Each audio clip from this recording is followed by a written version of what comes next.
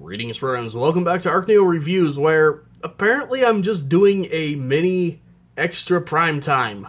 So, today we're going to take a look at the new version of Optimus Prime from the Cyberverse Warrior class, is it? I've forgotten my class names, but, you know, whatever the main, size is of the Cyberverse figures.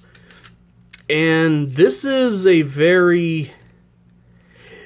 weird figure, but it is infinitely better than the normal, like the original version of Optimus they released in this line. So, as you can see, he is a very weird looking truck. As usual, only, 4 actual wheels. These 2 are fake, which is annoying. And this wheel here is a little different in that it's just this outer ring that actually turns. But it does, still roll decently enough. Nothing too blatantly obvious on the underside, for what that counts. It's an interesting and kind of weird version of Optimus. Maybe it's a Cybertronian form in the show, I don't know. I still haven't gotten a chance to watch this show. But, yeah, little bits of paint here on the front. Everything else is basically just, molded plastic, which is to be expected. Little bits of paint on his obvious about to be robot shins. So, transforming this guy is more complicated than you would expect for a Cyberverse figure. So, you're going to come down here, fold down his arms, bring up the side panels of the truck here, and they will peg on to the side of the cab, the upper truck, whatever. This arm in particular, you will notice, is very floppy, so that will come into play for something pretty neat later. Take the bumper, fold it up and under, come back here, and eventually you can get the legs to unpeg from the back here. 2 pegs coming off the back, and then big slots in his feet. But do that, fold his legs down, bring this piece forward the rest of the way, tab it in, go ahead and flip out his head, which can be a little tricky to get to come out.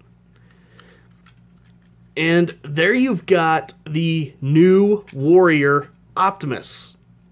And it's a way better figure. The face is a little weird just because I'm not used to, a no faceplate Optimus. But it is a really, really nice head sculpt, especially for how small it is and being in this line. Light blue eyes, painted silver face, painted little head crest. You'll pull this away so it stops screwing with the focus. Tampergraphed Autobot symbols, which are nice. And then, because of course, it's a Cyberverse Warrior class, it's got a gimmick.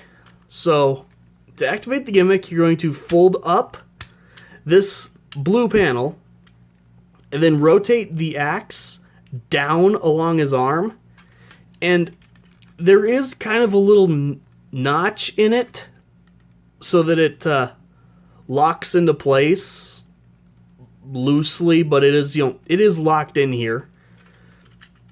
And then you'll just take this piece up and down, and it will swing his axe. The axe will inevitably come unpegged and start sitting weird on his arm, but yeah, you've got another axe swinging gimmick. And problems with looseness aside, this one works infinitely better than the old Warrior class does. As for posability, nothing at the head. This arm is on a ball joint, so it can go out, full rotation, little bit past 90 degrees of bend at the elbow. It's funny, it looks like there's going to be a swivel from the outside, but no, there is no swivel there, unfortunately. Ball joint at the hips, legs can go forward, back, out, a little bit of rotation even, super deep knee bend because of how he transforms.